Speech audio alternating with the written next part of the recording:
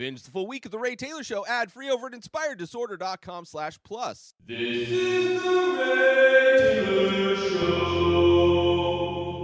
Welcome to The Ray Taylor Show, where I bring you the reviews on the latest movies and TV shows, as well as classic and foreign films. I'm your host, Ray Taylor, and on this podcast, I'll be talking about all things film and television. Whether you're looking for a new show to binge or want to know if that blockbuster is worth the trip to the theater, or just want to hear my thoughts on a classic or foreign film, I've got you covered. So join me every Monday, Wednesday, and Friday for new episodes, and let's dive into the world of film and television together. On this episode, I am finally finishing off my reviews of the Hunger Game franchise with the final film, The Hunger Games: Mockingjay Part 2. This movie came out in 2015, directed by Francis Lawrence, written by Peter Craig, Danny Strong, Susan Collins, starring Jennifer Lawrence, Josh Hutcherson, Liam Hemsworth, Woody Harrelson, Donald Sutherland, Philip Seymour Hoffman, and Julie Ann Moore. This movie follows Katniss and a team of rebels from District 13 who prepare for the final battle that will decide the fate of Panem. This is my second favorite movie of the franchise, I guess you could say, but I still hated this movie. The only movie in the franchise I like is the very first Hunger Games. The rest of them I do not like whatsoever. I am very happy that this is the last time I will have to talk about these movies. This movie has all of the same problems that I had in the previous movies, aside from the first movie. Characters, actions, and motivations still make no sense. The quote-unquote love story is pretty heartless and just like lifeless. I don't buy it at all. I don't buy that Katniss has love for anybody but maybe her sister. I don't buy it. The movie does have some interesting action moments in this version. That's the only reason why, I enjoyed some of it. But even those moments I had issues with. Just a lot of things that just baffle the mind. There are a few aspects of this movie that actually felt like the writers knew how to write a movie about somebody who is a leader, actually planning for actual battle. Like they showed that they could, they just didn't. So kind of in some ways makes me like it less, or like the franchise less. But like the rest of the movies, there seems to be more focus on the propo side of things, and not even in a way that feels interesting. The propaganda nature of the propo kind of angle that these rebellious movies are taking on are pretty painful to watch. Very much unbelievable propo. There are a few fun action and battle moments in this movie, but I had no emotional reaction to the end of this film by the time it was done, other than just being thankful for it being done and the series of films being done. I feel like, I should just jump into spoilers and get things done. I'll run through my thoughts. Like I wrote down thoughts as I was watching this movie. Obviously, this is the rebels, right? The massive amounts of people that are somehow at District 13. District 13, who not only has this massive compound filled with people all wearing, for the most part, the exact same thing except for a handful of people. They also have planes, they also have artillery, they also have weapons. Like all of these things are somehow able to be done under the nose of the Capitol. Also, as we saw in the previous movie, they can kind of effortlessly fly around anywhere in Panem, really never come up against any kind of pushback from the Capitol in any way. All those things don't make any sense, still present in this movie. There are, the way it ends not the very, very end, but the way Katniss deals with what happens after, I like. But ultimately, I don't like these movies, which I'll get into that. Let me go through, because as I was watching this movie, I was just like venting my hate in my notes. So let me go through my notes from this movie. So spoilers. If you want to hear all of the things I had problems with in this movie, I'm going to go through all of those things from start to finish of this movie. I mean, this movie came out almost a decade ago, and, if you haven't watched it, I really wouldn't recommend these movies. And I know there's fans of these movies, and I feel bad. It makes me feel bad that people like these movies, right? Like, I don't know what it is. I can understand, like, maybe you read the books, and you're like, oh, it's cool to see it in movie form. But in many ways, these movies were very painful for me to get through, similarly to the Twilight movies. But the Twilight movies are so batshit crazy that at least there's that kind of insanity to be something with those movies, where this is just like, these movies made me feel dumb. I don't like movies that make me feel dumb. And not like they're so smart they make me feel dumb. It's that they are written in such a way that make me feel like they've lowered my intelligence. Anyway, getting into spoilers. So we start this. Peeta's obviously he tried to choke out Katniss, right? They effortlessly extracted him in the last movie, right? The crew with Gale, they go to the Capitol to extract Peeta. The president was against extracting, right? But they extract him pretty effortlessly along with everybody else, aside from Katniss thinking they didn't. But he shows up, chokes out Katniss. Clearly, he's been brainwashed, whatever. So he is now locked up at the beginning of this in a room strapped down to a gurney, right? And finally, there is a character that actually looks hungry in a movie franchise called The Hunger Games.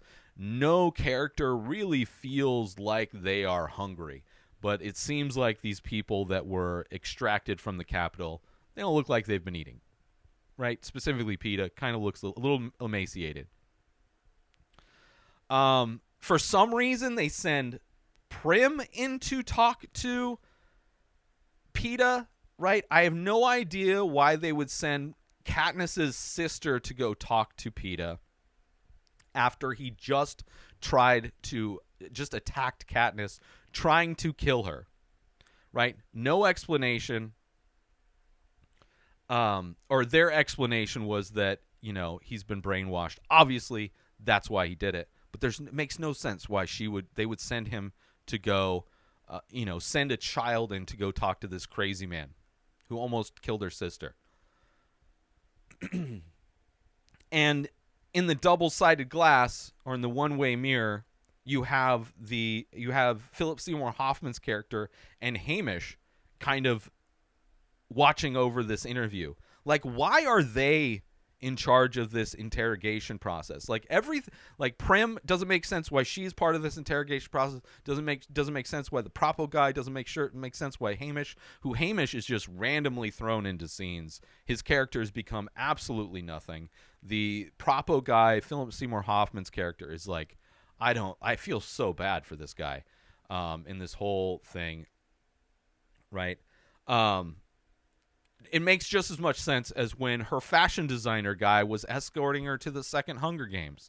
It's like, why are these people involved in these scenes? It doesn't make any sense, right? And then, obviously, Peeta freaks out, tells Prim to kill her sister, right? She's a monster, right? They need to kill Katniss, right? And again, Katniss is watching this, and they have to reiterate to Katniss that, like, oh, this is a conditioned response, right? Don't worry, Katniss.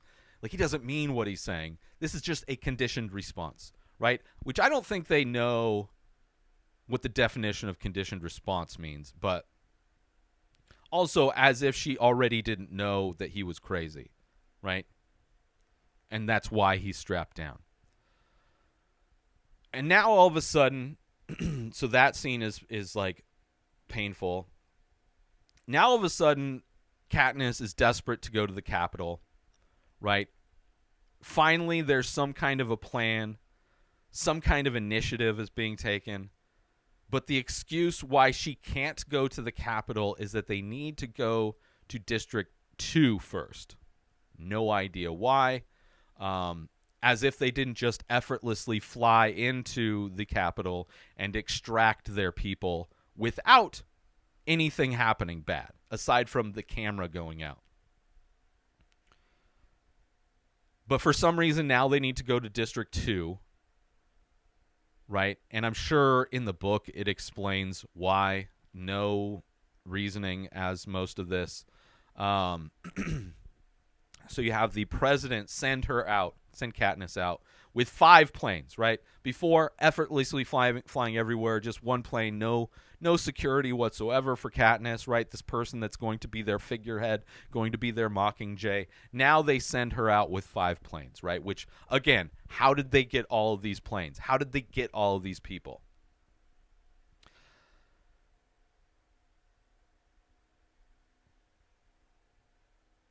Right, it's not as if they just all of a sudden came to get, like, all these people just joined the movement. It's like they had to have taken them time to set up District 13, had to have taken time for them to get all of the people, had to have taken time for them to get the planes and the ammunition, right? But it just seems like all of a sudden they have all of this stuff. And of course, Gale joins on this trip because he has to be there, obviously. Of course, he has to talk to Katniss about Peeta because everybody is obsessed with Peeta in these movies. And now he's desperate for Peeta to get better, right, and survive because he'll never have a chance with Katniss if he never gets better, right? If he dies or doesn't get better, then Katniss is always going to be thinking about Peeta. And let me tell you, before he went crazy, Katniss always thought and was only obsessed with saving Peeta. I gotta break it to you, Gale. There is no chance, despite the fact I do not believe the fact that she loves Peeta. I don't understand why not only her, but every single person in this movie is obsessed with saving Peeta. But to think that him getting better is going to be the key for Gale to get with Katniss makes no sense, right? There is like literally a war going on in theory, and all he can think about is why Katniss won't love him. It's like, who cares, Gale? Are you watching this movie? Do you understand it means anything? The entire love triangle is absolutely stupid. I don't buy any of it. And of course, then she kisses him because that's just what Katniss does. She just kisses people. And it's like such a lifeless kiss. And he actually points it out, right? He says the kiss doesn't count because she's confused in her head. It's like, yeah, every kiss that she's given in this the only one that makes sense because it has the same feeling as all the other kisses is in the first movie where she kisses Peeta, and it's clearly performative, right? It's not a real loving kiss that she's giving Peeta in that moment. But that same kind of kiss exists in all of the other kisses that make no sense. Nothing counts in this entire movie. All of her emotions towards the two guys, or even the propo, just this all lifeless, fake. They actually have some plans of attack. Gale is coming together using his hunting knowledge, actually formulating plans. Was like, ooh, this is like, oh, they're actually doing the thing that this movie is. They're planning for battle. There's going to be battle. And all of a sudden, Katniss wants to be nonviolent. Just all of a sudden, I want to be nonviolent now. I want to kill Snow, but like, we can't, there shouldn't be actual war. Just let me kill one guy. It just, And of course, they effortlessly get to District 2 as they've effortlessly gotten everywhere they want to travel. They refer to their Mockingjay like she's some kind of superhero. Like, we've got our Wonder Woman fighting with us now. Right now we're okay. Now District 2's okay. Now we've got our Mockingjay here. What are you like?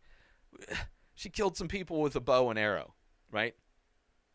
She's, she manipulated the Capitol in the first one. She's not like some magical Rambo character, right? She has no, like, she's not some genius military mind.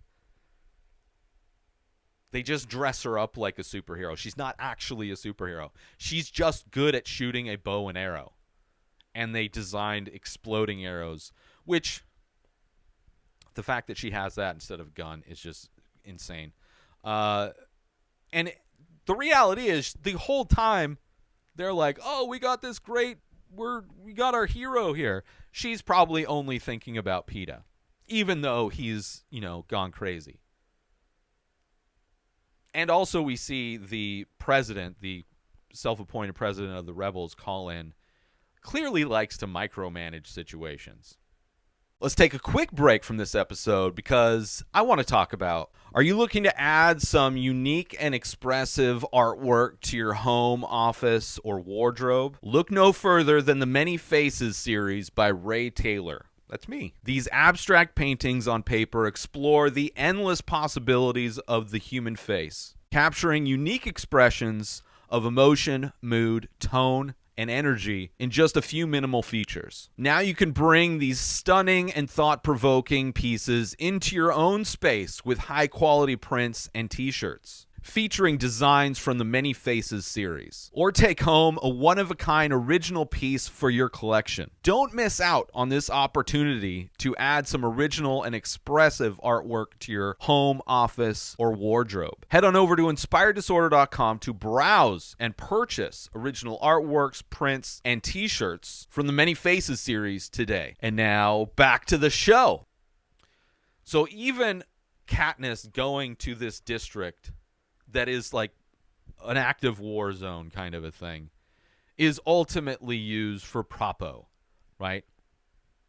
They even have a situation where she gives another speech. You need to follow us, right? Talking to the people that are fighting for the Capitol, and she gets shot, and it's like they try to use that as like propaganda. It's just like, I don't get it. There is, for some reason, Finnick gets married. Not that it doesn't matter at all. There is no need for him to get married in this movie. He is a character that is barely ever featured. He is my favorite character because he seems like a nice guy. He cares. And, but him getting married is stupid. I don't get, who is this person he's getting married to? Where is she from? I think she was one of the people they extracted from the Capitol, but where did she come from? Was she featured in the second Hunger Games where they all went in? Was there a scene where he said goodbye and we just now know that this is this? It just doesn't make, there's no reason for him to get married in this movie other than it's in the book, I imagine. But it doesn't add anything to this story or change anything of the story having this scene in or not having this scene in. But for whatever reason, Finnick gets married. Katniss, desperate to kill Snow. Every time they give her the three-finger salute, it is just dumb. The president, the rebel president, wants to play off her going to the Capitol as her plan, right? She's kind of going against her, but we're going to roll with it as if it's our plan. And finally, when they get there, there's actually somebody that, feels like they're at war, right? Feels like she's being put together with a troop. Like, okay, this movie's finally getting to something that feels right. And of course, when it finally starts to feel that way, we find out that she's not actually going to be going into combat. Despite, I'm excited, finally we're going to see some combat, we're going to see some fighting. But of course, the camera crew shows up and tells them that they're just there for more propo. This movie is obsessed with Peeta, this movie is obsessed with propo, and both are absolutely stupid. Finnick, as they're kind of walking in to go on their mission, right? They're not with the front line. They're falling way back, right? So, but it's going to, as they film it, it's going to look like they're in the battle or whatever as they come across these pods that are booby traps, and as they're walking in, which the scene is interesting. It's different. It's not just like some outdoorsy, foresty kind of a thing like the other Hunger Games. But Finnick does refer to what they're about to do as the 76th Hunger Games, which could not be more accurate of a description of how ridiculous these booby traps are, because they do feel like they are the same things that were in the games. You find out that the game maker is the one that designed these booby traps, and instead of these booby traps actually killing or hurting people like the things that happen in the games, mostly they serve to only push these people in a certain direction. Like, they are not quite lethal enough. Like, they could have just tweaked the designs of some of these booby traps just a little bit to really make them effective at killing people, but they don't. And I'll get to one that was just like, okay, this is just ridiculous. And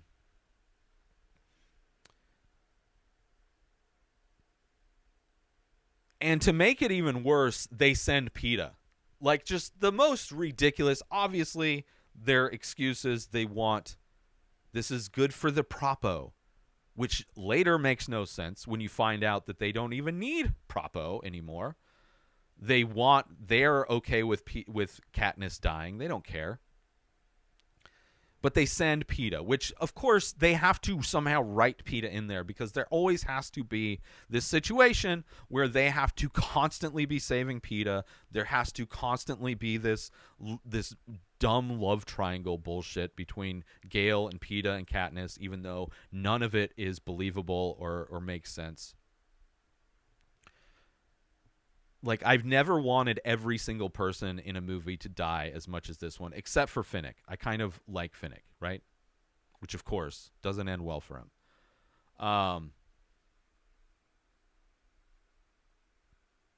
Not only does it not make sense that they send Peeta, they explain it, but I don't buy their explanation as it being a good idea to send this guy who's only going to serve making this entire thing more dangerous for them. But I also don't buy the fact that all of a sudden Katniss has no problem killing him.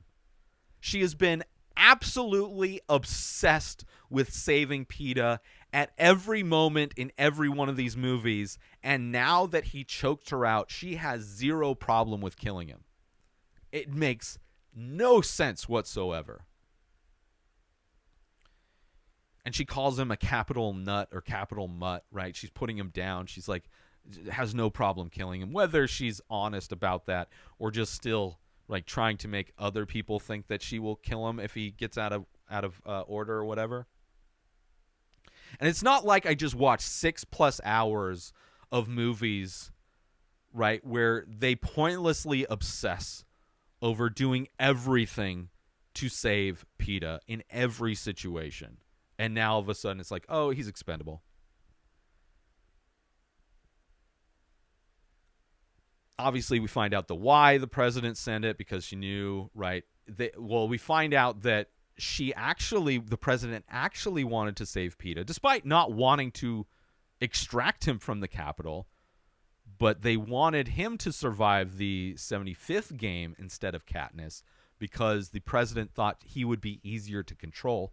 Obviously proven true by how the Capitol was able to brainwash him, but doesn't make sense at why he would make a good figurehead, considering this movie spent so much time telling us and showing us how much of a lame duck he was, and that is why in the first Hunger Games Katniss had to save him, and that's why it only made sense in that first movie why she wanted to try and save him, because there was the opportunity.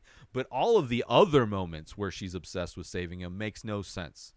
It makes no sense. The value people put on Peeta makes no sense. This movie at no point has shown him to be valuable in any way.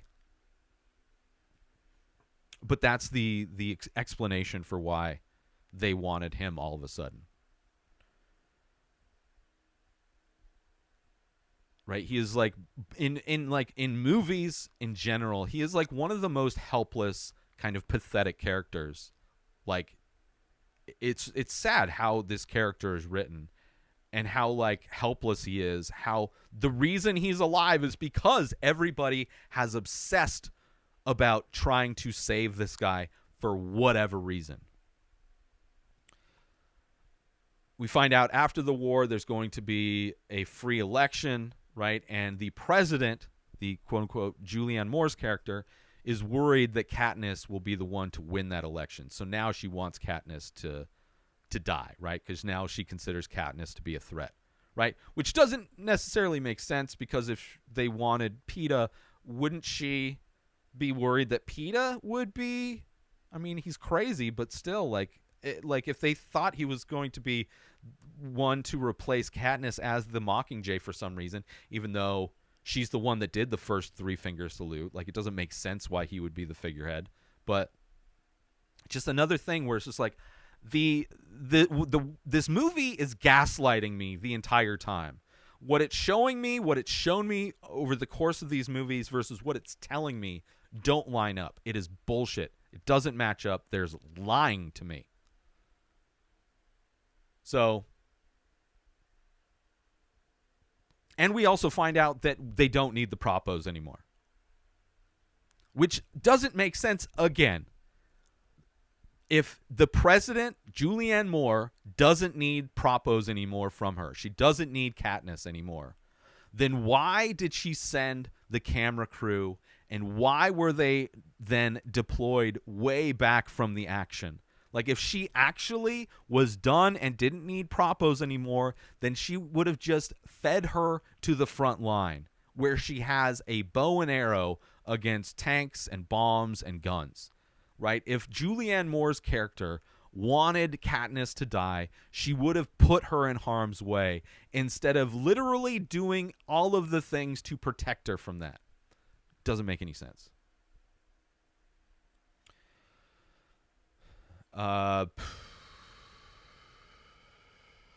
Which is similar in many ways to the second film, where President Snow wants Katniss in another Hunger Games in order to tarnish her reputation, to show everybody who watches the Hunger Games. They want to show Katniss killing other victors, right, in order to tarnish her reputation. But instead of doing that, she just she has to try and survive. Like, they're trying to kill her, which doesn't make any sense. Like, if you want to show her being a bad person to tarnish her reputation, then maybe don't try and kill her. Maybe like get her in situations where she has to kill people. It just, none of this, like the things that they say they want and their actions don't gel. They don't go together.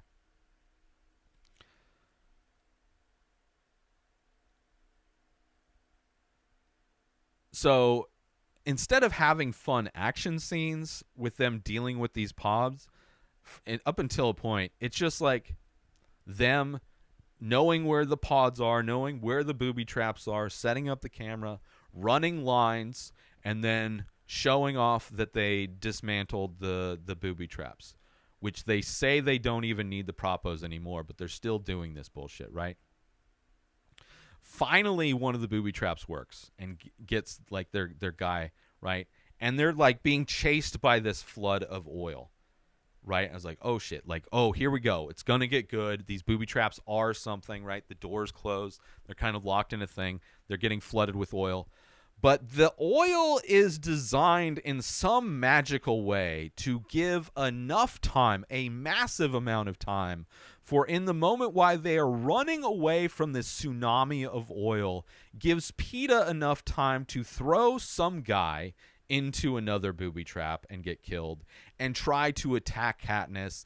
It gives them enough time for him to get pulled away. It gives them enough time to get out of the way. Like, this oil all of a sudden going from a tsunami to like, let's just hold off oil.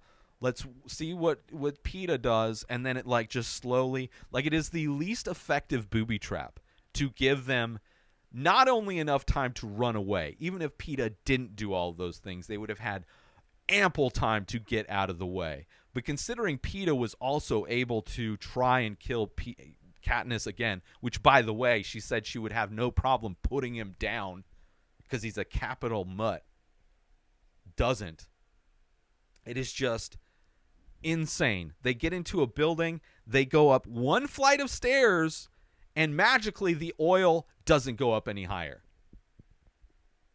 It's like, what are these booby traps supposed to do? Because it doesn't seem like they're intending on killing people. It really just seems like it means it's meant to push them into, like, part of me was hoping, which I mentioned this on a previous review. Part of me was hoping that all of this rebellion, the thing that would explain why nothing really makes sense, the thing that would explain why these booby traps that are intended to kill people are really acting in the same way the booby traps were in the games, where they kind of just pushed people into an area. It would have made sense if this whole thing was just a bigger game, and it was a bigger simulation to make people think like they're actually rebelling, but really it's just a bigger, even larger game that's happening. Would have been a mind-blowing twist to this whole thing, and would have explained all of it. Still wouldn't have liked the movie, but at least the end would have been, I would have respected it, and it would have made so much of this bullshit make sense. But anyway, oil stops. Perfect. They don't have to climb up any more stairs. It only goes up just below the second floor.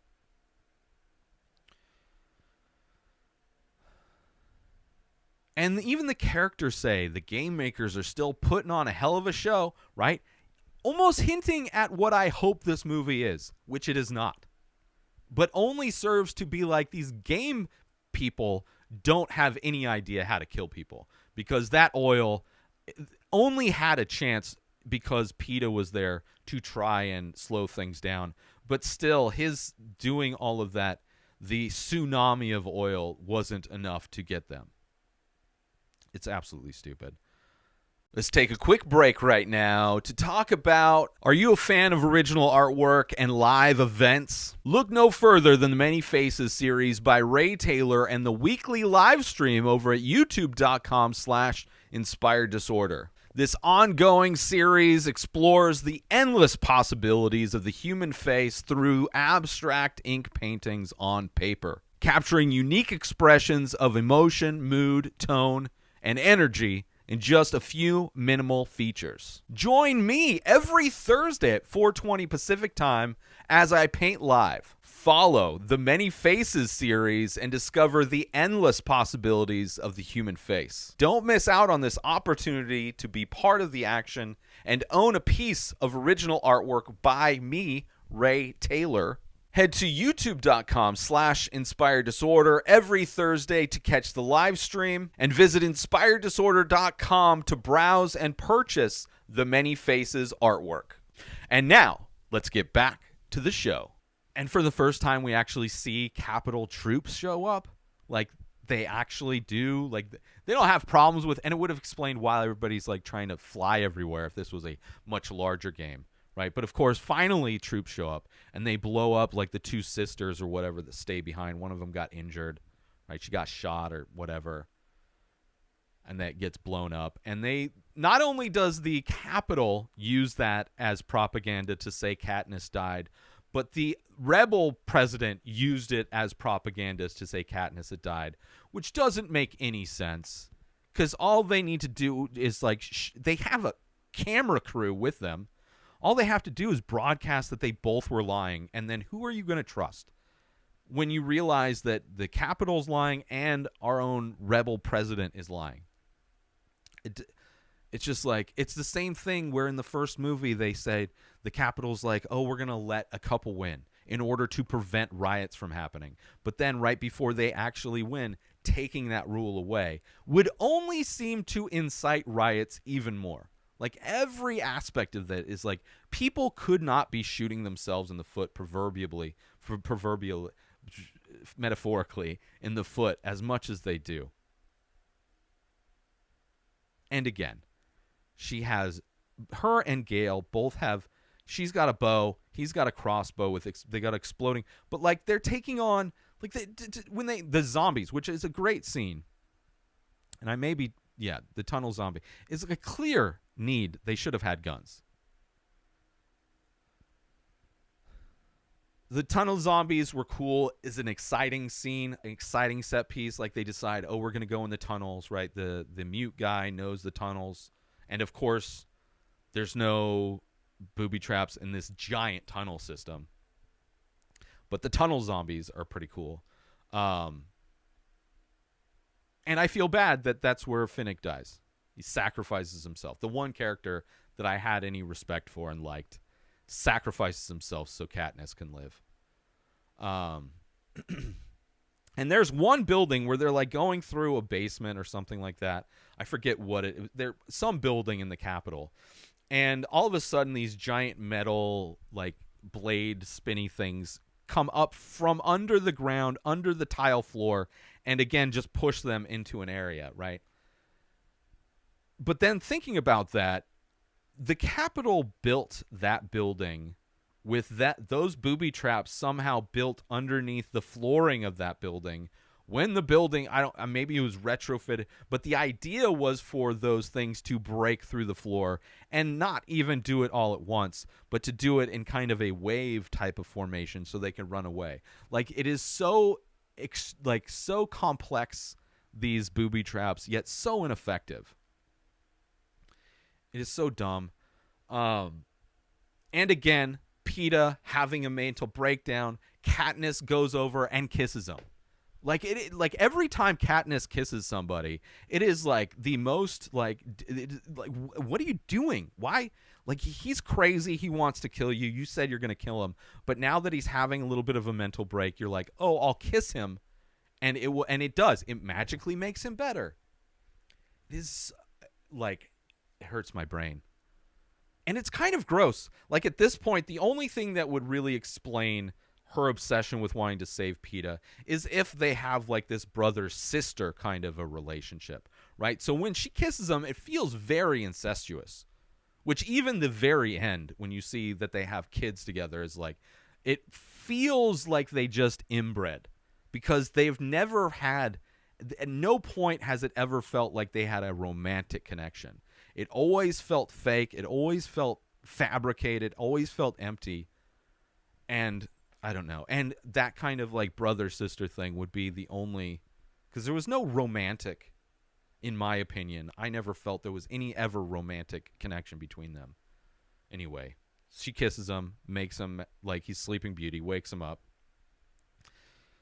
And then all of a sudden we meet a character that looks like a cat. Our main character is Katniss. Everybody in this show looks like humans. But all of a sudden, there's a character that looks like a tiger, which looks cool, don't get me wrong, but completely out of place. Makes zero sense. Obviously, she's like a fashion person or whatever, but still, it's just like, it is so out of place in this movie. Like, if that exists in this world, maybe show us other people that have modified their look to be that extreme. Doesn't fit at all.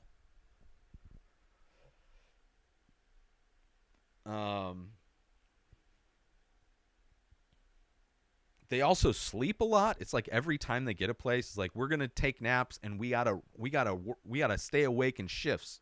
It's like, why are they sleeping so much? All of a sudden, Snow says he'll let refugees come to his house, which is dumb. No leader would ever do that. Bring the people of their falling regime into his house. Would never happen.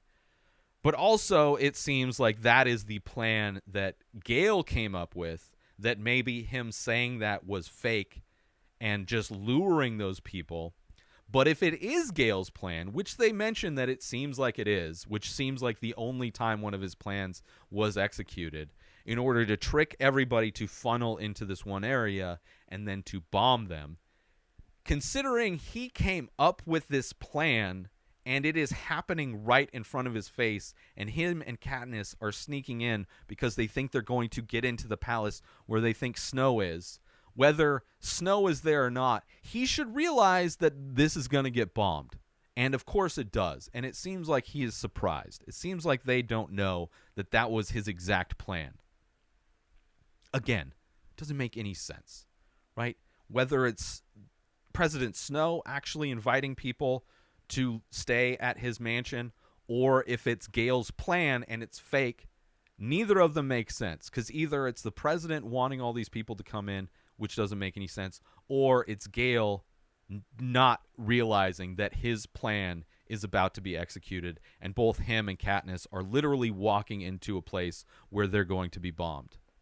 Which, of course, for some reason, Prim is there, so she gets bombed, which is like, okay, no reason why she's there. She just gets bombed, so now she's dead, and she's kind of been a nothing character anyway. I have a feeling in the book she's probably a bigger piece of this. Like, that's probably why that one Joanna character said if Prim got killed there would be riots. It's probably why she maybe went in to talk to Peeta, but at no point in this movies do they make it seem like Prim is anything other than Katniss's sister that almost got put into the Hunger Games.